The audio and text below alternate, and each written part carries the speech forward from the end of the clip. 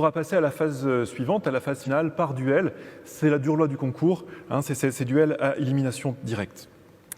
Deuxième duel, sur un sujet lui aussi inspiré de la chanson populaire. Les sujets que nous avons élaborés en collaboration avec les étudiants sont un peu sous ce thème pour cette demi-finale. Faut-il faire passer les copains d'abord? Faut-il faire passer les copains d'abord? Et pour ce duel, nous avons deux candidats de l'AUF, de l'Agence universitaire de la francophonie. Nous allons d'abord écouter Rose Luman-Saint-Jean, qui va faire l'affirmative. Elle est inscrite à l'Université publique du Nord au Cap-Haïtien, donc à Haïti. Et Rose Luman, elle est diplômée d'une science administrative et de gouvernance locale de cette université. Elle est également étudiante finissante en sciences juridiques à l'Université d'État d'Haïti. Et elle est également inscrite dans des compétitions nationales de débat qui réunissent les élèves du secondaire à Haïti depuis l'âge de 15 ans, donc une oratrice expérimentée. Nous allons écouter Rose Luman sur ce sujet. Faut-il faire passer les copains d'abord? Les copains d'abord, c'est fini. En tout cas, c'est ce que M6 a décidé à l'automne dernier. Faute d'audience, donc faute d'intérêt, dans la fiction comme dans la vraie vie, pour rire ou pour pleurer par rapport à son couple ou à sa famille, personne n'a envie de faire passer les copains d'abord. Réfléchissons. Pourquoi laisserais-je passer les copains d'abord pendant que je sais qu'ils n'en feraient pas autant pour moi, que je n'en tirerais qu'indifférence et mépris et qu'ils ne me laisseraient que les miettes? Quel est l'intérêt? Mesdames, messieurs, dans un monde dominé par l'égoïsme, une question d'importance capitale est mise sur table aujourd'hui pour être débattue. Faut-il faire passer les copains d'abord? Faut-il faire passer l'autre d'abord? Mesdames, messieurs les membres du jury, qui d'entre nous n'a pas en horreur des dégâts causés par la tendance à ne vivre que pour soi? Avec l'égoïsme, personne n'est à l'abri. Cette indifférence, ce mépris de l'autre et ce désir poussé vers soi-même, certains préfèrent dire, et en toutes circonstances, la charité bien ordonnée commence par soi-même. Après soi-même, ce sera peut-être soi-même, qui sait, si on n'est pas rassasié. D'autres vont encore plus loin pour tenter de justifier leur amour exagéré pour eux-mêmes. Ils disent comme Jean Dufaux, manger pour ne pas être mangé. De l'exploitation, de la domination de l'homme par l'homme, des fossés entre les humains, entre les pays. Très riches, riches, pauvres, extrêmes pauvres. Avantage aux savants, ils peuvent donc élaborer des théories de très grandes, mais quel sera l'avenir du monde? Quelle place occupent les copains dans notre vision de société? Que cela soit clair, les copains sont des amis, des connaissances, des consoeurs, des frères, des collègues. Ils sont ceux qui partagent les mêmes valeurs que nous, peu importe où ils se trouvent dans le monde. Che Guevara l'a dit en ces mots: si vous pouvez trembler d'indignation à chaque injustice qui se commet dans le monde, alors nous sommes frères. Il aurait pu dire, et cela n'aurait rien enlevé à sa pensée, nous sommes copains. Un peu comme l'a dit Victor Hugo, je parle pour les misérables de France, mes copains. Un copain, c'est donc celui auquel on s'identifie. Par extension, dans une dimension plus humaine et plus universelle, les copains sont les êtres humains. Ce sont les membres du corps social. C'est l'homme, c'est l'autre. Les groupes les plus marginalisés de la société sont nos copains. Pas besoin d'aller très loin. Rouen nous a prouvé que nous sommes tous copains. Et le copain, c'est celui à l'égard duquel nous devons agir avec bienveillance. C'est le médecin à qui on doit céder le masque.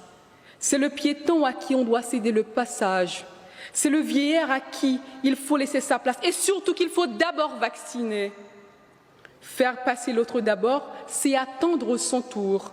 C'est accepter les restrictions sanitaires pour protéger les sujets à risque. Alors que tu as 20 ans, tu es sportif et en bonne santé et que tu sais, face à la Covid, tu ne risques pas grand-chose. Faire passer les copains d'abord, c'est savoir faire preuve d'altruisme. Et c'est ton savoir-faire qui exige un dépassement de soi. Mesdames, messieurs, il est donc un devoir d'accorder la priorité aux autres. Ce devoir nous place face à la responsabilité garant du bien-être des autres. Et en garantissant leur bien-être, nous garantissons aussi le nôtre. Même dans notre intimité, qu'y a-t-il de plus beau que de faire jouir l'autre d'abord? Par sa satisfaction, on a le sentiment du devoir accompli et qu'on a contribué à rebâtir un monde meilleur dans lequel le copain a la priorité. L'autre, quelle que soit sa nationalité, est une partie de nous-mêmes qui est à l'extérieur. Le faire passer d'abord, c'est se réconcilier avec soi-même de manière désintéressée, car c'est à partir des petites actions qu'on parviendra à construire un édifice social mondial dans lequel l'autre est primé et qu'il n'est pas considéré comme un moyen pour que nous puissions arriver à notre fin, mais qu'il est notre miroir. Quand nous le regardons, nous nous voyons en lui. Mesdames, Messieurs, qu'y a-t-il de plus humaniste que de faire passer des copains d'abord et parfois des gens que l'on ne connaît même pas, pourvu qu'ils soient des hommes? Au soir de la bataille de Solferino le 24 juillet 1859, opposant les armées françaises et sardes à l'armée autrichienne, des soldats ont laissé leur peau par milliers. Des milliers d'autres, mutilés, gisaient à même le sol sans que personne ne se préoccupe de leur sort. À un moment où l'inquiétude régnait, où l'un ou l'autre camp pourrait toujours attaquer par surprise, Henri Dunant, de nationalité suisse, a exposé sa vie en apportant des secours aux soldats des deux camps sans discrimination, parce qu'il a su voir en chacun un homme, un copain.